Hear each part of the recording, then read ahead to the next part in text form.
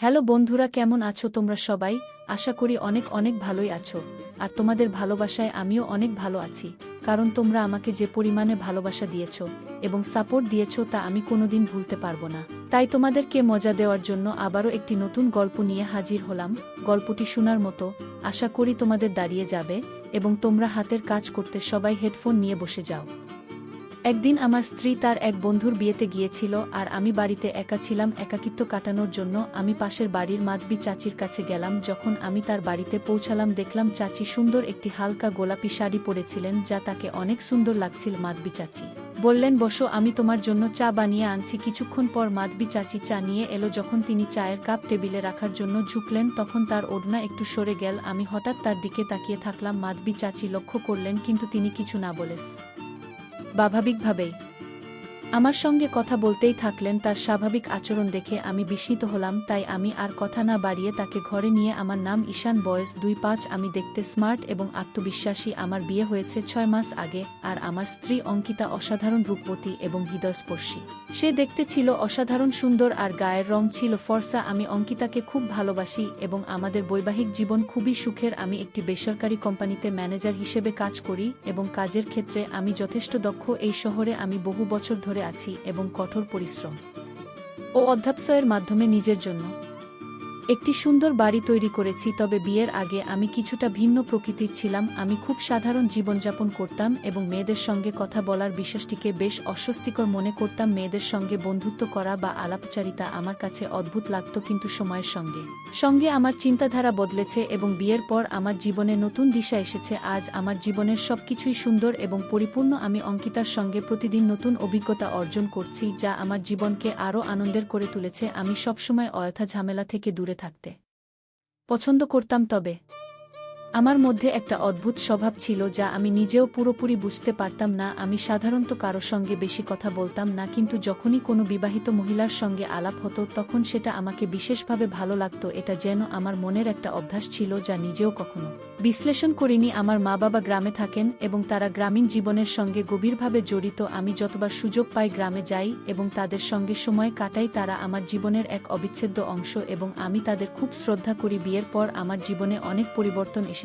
আমার স্ত্রী অঙ্কিতা আমার জীবনের প্রতিটা মুহূর্তকে আরও সুন্দর করে তুলেছে। তার সঙ্গে আমার জীবনটা যেন এক নতুন দিগন্তে পৌঁছেছে। আমি এখন আমার বৈবাহিক জীবনের প্রতিটি মুহূর্ত উপভোগ করি। আমাদের বাড়ির পাশেই আরেকটি বাড়ি রয়েছে, সেখানে একটি পরিবার থাকে যাদের সঙ্গে আমাদের সম্পর্ক বেশ ভালো। মাঝে মাঝে আমরা একসঙ্গে সময় কাটাই এবং তাদের সঙ্গে গল্প করি। তাদের সঙ্গে থাকা মুহূর্তগুলো আমাদের জীবনে ভিন্ন রং যোগ করে। আমাদের পাড়ায় মাধবী চাচি সবার কাছে পরিচিত ছিলেন। তিনি তার ব্যক্তিত্ব এবং সৌন্দর্যের জন্য পুরো এলাকায় বিখ্যাত ছিলেন। তার বয়স প্রায় 30 বছর হবে, কিন্তু তার আত্মবিশ্বাস এবং আভিজাত্য এমন ছিল যে যে কোনো মানুষ তার প্রতি আকৃষ্ট হতে পারত। মাধবী চাচি সবসময় প্রাণবন্ত ছিলেন আর তার মুখে একটি হালকা হাসি লেগেই থাকত, যা তাকে আরও আকর্ষণীয় করে তুলত। চাচি তার শ্বশুর শাশুড়ির সঙ্গে আমাদের বাড়ির কাছেই থাকতেন। স্বাভাবিকভাবেই তার সঙ্গে আমাদের মাঝে মাঝে দেখা হতো। ধীরে ধীরে আমাদের কথাবার্তা বাড়তে থাকে। তিনি প্রায়ই বাড়ির বাইরে তার কাজ নিয়ে ব্যস্ত থাকতেন। আমি যখন তার পাশ দিয়ে যেতাম তখন তিনি হাসি মুখে কথা বলতেন। সেখান থেকেই আমাদের বন্ধুত্বের শুরু। আমি লক্ষ্য করেছিলাম মাধবী চাচির মধ্যে এক ধরনের উষ্ণতা এবং আন্তরিকতা ছিল। তিনি অত্যন্ত সরল স্বভাব ছিলেন এবং সবার সঙ্গে ভালো ব্যবহার করতেন। আমি তাকে সবসময় একজন প্রকৃত বন্ধুর মতো দেখেছি। তার সঙ্গে কথা বলতে আমার ভালো লাগত, কারণ তার কথার মধ্যে শুধু বন্ধুত্ব নয়, এক গভীর জ্ঞানের প্রতিফলন ছিল। মাধবী চাচির জীবন সহজ ছিল না। তিনি একজন বিধবা হওয়া সত্ত্বেও নিজেকে ভেঙে পড়তে দেননি। তিনি তার শ্বশুর শাশুড়ির দায়িত্ব সুনিপুণভাবে পালন করতেন এবং পুরো বাড়ি খুব দক্ষতার সঙ্গে পরিচালনা করতেন। তার এই মানসিক দৃঢ়তা এবং ভালো ব্যবহার সত্যিই প্রশংসনীয়। মাধবী চাচি তার শ্বশুর শাশুড়ির সঙ্গে বাড়িতে থাকতেন, তবে তারা প্রায় সেই গ্রামে যেতেন আর সেই সময় তিনি বাড়িতে একা থাকতেন। এই একাকিত্ব মাঝে মধ্যে তার মুখে প্রকাশ পেত, তবে তিনি তা কখনোই কারো কাছে প্রকাশ করতেন না। নিজের অনুভূতিগুলো তিনি খুব ভালোভাবে লুকিয়ে রাখতেন। একদিন হঠাৎ আমার স্ত্রী ফোন পেয়ে খুব খুশি হয়ে গেল। ফোনটি তার মায়ের কাছ থেকে ছিল এবং তার মা জানালেন যে তার শৈশবের সেরা বন্ধু বিয়ে ঠিক হয়েছে। সেই বিয়ের প্রস্তুতিতে সাহায্য করার জন্য তাকে ডাকা হয়েছে। এই খবর শুনে আমার স্ত্রী আনন্দে আত্মহারা হয়ে পড়ল এবং তৎক্ষণাৎ যাওয়ার প্রস্তুতি শুরু করল। কিন্তু আমার কাজের চাপের কারণে ছুটি নেওয়ার কোনো সুযোগ ছিল না অফিসে, তখন কিছু গুরুত্বপূর্ণ কাজ চলছিল, তাই আমি তাকে একাই যাওয়ার জন্য বললাম। যদিও আমি তার সঙ্গে যেতে পারিনি, তবুও তার আনন্দ দেখে আমার মন ভালো হয়ে গেল। আমার স্ত্রী তাড়াতাড়ি তার প্রয়োজন জিনিসপত্র গুছিয়ে নিল এবং পরের দিনই মায়ের বাড়ি চলে গেল। তার চলে যাওয়ার পর আমি প্রথমবার বাড়িতে একাকিত্ব অনুভব করলাম। এর আগে কখনো এতদিন তার থেকে আলাদা থাকিনি। দিন যতই এগোতে লাগলো তার অনুপস্থিতি আমাকে আরও বেশি অনুভূত হতে লাগলো। সে প্রায় 1 দিন ধরে বাড়ির বাইরে ছিল, আর এই সময় আমি তাকে ভীষণভাবে মিস করছিলাম। বিয়ের পর প্রতিদিন তার সঙ্গে সময় কাটানো আমার জীবনের অংশ হয়ে গিয়েছিল। আমাদের সম্পর্ক শুধু মানসিক নয়, শারীরিক দিক থেকেও গভীর ছিল। তার উপস্থিতি আমার জীবনের এক গুরুত্বপূর্ণ অংশ ছিল। সে আমার জীবনে এমন এক রং যোগ করেছিল, তাকে ছাড়া সবকিছু অসম্পূর্ণ মনে হতো। আর এখন যখন সে আমার সঙ্গে নেই, তখন সেই অভাব আমাকে গভীরভাবে স্পর্শ করছিল। স্ত্রী বাড়ি না থাকার কারণে আমার দিনগুলো একঘেয়েমি আর একাকিত্বে কাটছিল। এই একাকিত্বের মাঝেই আমার মনে নানা রকম ভাবনা আসতে শুরু করলাম।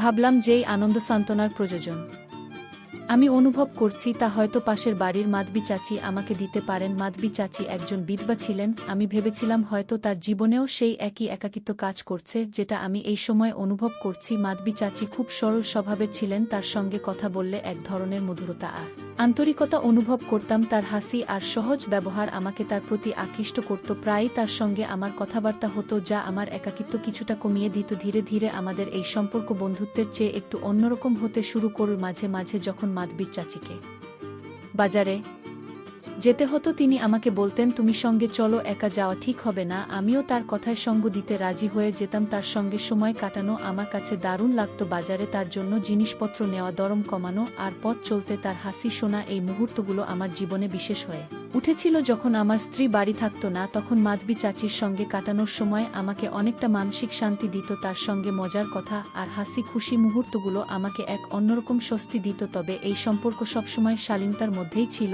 এবং আমি সেটাকে খুবই গুরুত্ব সহকারে দেখতাম। মাধবী চাচি মাঝে মাঝে আমার জন্য খাবার বানিয়ে দিতেন। তিনি বলতেন, তুমি একা আছো, বাইরের খাবার খেয়ে শরীর খারাপ করো না, আমি কিছু রান্না করে দিই। তার এই যত্নশীল মনোভাব আমাকে খুব ভালো লাগতো। তার নিজের কাজের প্রতি নিষ্ঠা এবং আত্মনির্ভরতা আমাকে তার প্রতি আরও মুগ্ধ করে তুলত। ধীরে ধীরে আমি অনুভব করতে শুরু করলাম যে আমি তার প্রতি একটু বেশি আকৃষ্ট হয়ে পড়ছি। তার হাসি, তার কথা এবং তার ব্যবহারের আন্তরিকতা আমার মনে গভীর প্রভাব ফেলছিল। আমি প্রায়ই তার কথা ভাবতে শুরু করেছিলাম। মনে হতে লাগলো তার জীবনে যে শূন্যতা আছে, আমি সেটা পূরণ করতে পারি। একদিন একটা ঘটনা ঘটল যা আমার গুলোকে আরও গভীর করে দিল। সকালে আমি অফিসের জন্য তৈরি হচ্ছিলাম। সেই সময় আমি মাধবী চাচিকে দেখতে পেলাম। তিনি স্নান করে বের হচ্ছিলেন। তার ভেজা চুল টাওয়ালে মোড়া ছিল আর তিনি লাল রঙের শাড়ি পরেছিলেন। সেই মুহূর্তে তিনি যেন একজন নায়িকার মতো দেখাচ্ছিলেন। তার চেহারার উজ্জ্বলতা এবং শাড়ির রং পুরো পরিবেশকে আলোকিত করে তুলেছিল। আমি এক মুহূর্তের জন্য তার দিকে তাকিয়ে অবাক হয়ে গেলাম। তার সৌন্দর্য আমার কল্পনা উনার চেয়েও অনেক বেশি ছিল। সেই সময় তিনি আমার স্ত্রী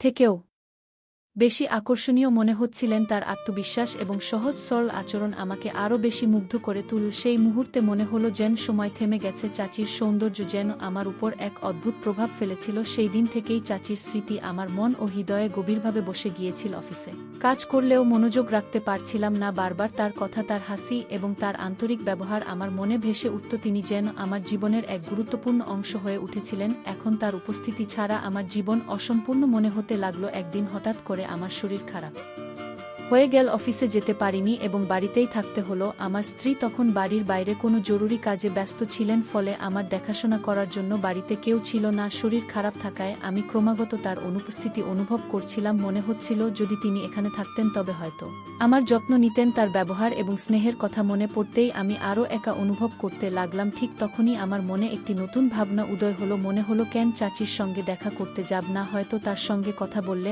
আমার মন কিছুটা ভালো হবে। আমি চাচির বাড়ির সামনে গিয়ে দেখি দরজা খোলা। তিনি রান্নাঘরে কাজ করছিলেন। আমাকে দেখে তিনি হাসি মুখে বললেন, কি হলো, আজ অফিস গেলেন না? তার গলা সবসময়ের মতো স্নেহ ভরা ছিল, যা আমার মনে কিছুটা শান্তি এনে দিল। আমি ক্লান্ত গলায় বললাম, না চাচি, আজ শরীর ভালো নেই, মাথায় ভীষণ ব্যথা আর স্ত্রীকে ভীষণ মিস করছি, তাই ভাবলাম তোমার সঙ্গে দেখা করি, হয়তো তোমার সঙ্গে কথা বলে একটু স্বস্তি পাবো। চাচি তার কাজ একপাশে রেখে আমার দিকে এগিয়ে এলেন। তিনি আমার কপালে হাত রাখলেন এবং বললেন, তোমার কপাল তো বেশ গরম, মনে হয় জ্বর এসেছে, তুমি বসো, আমি তোমার জন্য কিছু করে আনি। আমি তার সঙ্গে কথা বলার সময় কোনো লজ যাবা দ্বিধা অনুভব করছিলাম না, তার উপস্থিতি আমাকে এক অদ্ভুত শান্তি দিচ্ছিল, যেন তার সামনে আমি আমার মনের সব কথা বলতে পারি। গভীর শ্বাস নিয়ে আমি বললাম, চাচি জানো, প্রত্যেক পুরুষের জীবনে তার স্ত্রীর প্রয়োজন কতটা গুরুত্বপূর্ণ। তার অনুপস্থিতিতে জীবন অনেকটা অসম্পূর্ণ মনে হয়। আমার স্ত্রী অনেকদিন ধরে বাড়িতে নেই। মাঝে মাঝে মনে হয় যদি তাকে শক্ত করে জড়িয়ে ধরতে পারতাম তাহলে হয়তো এই একাকিত্ব কিছুটা কমতো। আমি ওর কাছে বসে থাকতে চাই, ওর সঙ্গে সময় কাটাতে চাই, কিন্তু যখন ও আমার সঙ্গে থাকে না তখন এই একাকিত্ব আমায় কষ্ট দিতে শুরু করে। আমার কথা শুনে চাচি গভীর দৃষ্টিতে আমার দিকে তাকালেন। তার মুখে এক অদ্ভুত অভিব্যক্তি ফুটে উঠল, যেন সহানুভূতি আর বোঝাপড়ার এক অদ্ভুত মিশ্রণ। শান্ত কণ্ঠে তিনি বললেন, ঈশান, তোমার কথা একেবারে ঠিক। আমি বুঝতে পারি তোমার মনে কেন এই শূন্যতা জন্ম নিচ্ছে। প্রত্যেক মানুষের জীবনে একজন সঙ্গীর প্রয়োজন হয়। আমিও এই অনুভূতির সঙ্গে অপরিচিত নই। আমার স্বামীর চলে যাওয়ার পর থেকে আমিও একাকিত্বের মধ্য দিয়ে চলেছি। এমন কিছু মুহূর্ত আসে যখন সেই নিঃসম্মতা বুকের ভেতর ভারী হয়ে ওঠে। তার কথাগুলো আমার হৃদয়ে যেন গভীরভাবে আঘাত করল। তার কণ্ঠে চাপা যন্ত্রণা মিশে থাকলেও ছিল অদ্ভুত এক ধৈর্য। সেই মুহূর্তে আমি বুঝতে পারলাম শুধু আমি একা নই, আমাদের দুজনের ভেতরেই একই বাসা বেঁধে আছে। তিনি আমার অনুভূতি বোঝার চেষ্টা না করেও যেন পুরোপুরি বুঝে গেলেন। তার এই সহজাত সহানুভূতি আমার ভেতরে এক অদ্ভুত শান্তি এনে দিল। মনে হলো নিঃশব্দে কেউ আমার মনের পাশে দাঁড়িয়ে আছে। তার কথা শুনে মনে হলো হয়তো আমাদের দুজনেরই যন্ত্রণা কোথাও যেন একরকম। আমি আরও কিছু বলতে যাচ্ছিলাম, তখনই চাচি কথার প্রসঙ্গ ঘুরিয়ে বললেন, ঈশান, তুমি বসো, আমি তোমার জন্য আদা দিয়ে চা বানিয়ে আনছি, এতে তোমার একটু স্বস্তি হবে। এই বলে তিনি রান্নাঘরের দিকে চলে গেলেন। আমি বসার ঘরের সোফায় গিয়ে বসলাম এবং চারপাশে তাকাতে লাগলাম। চাচির ঘর সবসময় খুব পরিচ্ছন্ন এবং সাজানো গোছানো থাকে। কিছুক্ষণের মধ্যেই চাচি এক কাপ চা নিয়ে এলেন। তিনি কাপটা আমার দিকে বাড়িয়ে দিয়ে হাসি মুখে বললেন, নাও, চা খেয়ে নাও, এতে তোমার মাথা ব্যথা কমে যাবে। তার হাসিতে একটা অনন্য আত্মীয়তার ছাপ ছিল যা মনকে এক অদ্ভুত শান্তি এনে দিল। তার উপস্থা আমার মনে এক অদ্ভুত শান্তি এনে দিচ্ছিল। আমরা একসঙ্গে বসে চা খেলাম। চা সত্যিই খুব সুস্বাদু ছিল এবং প্রতিটি চুমুকে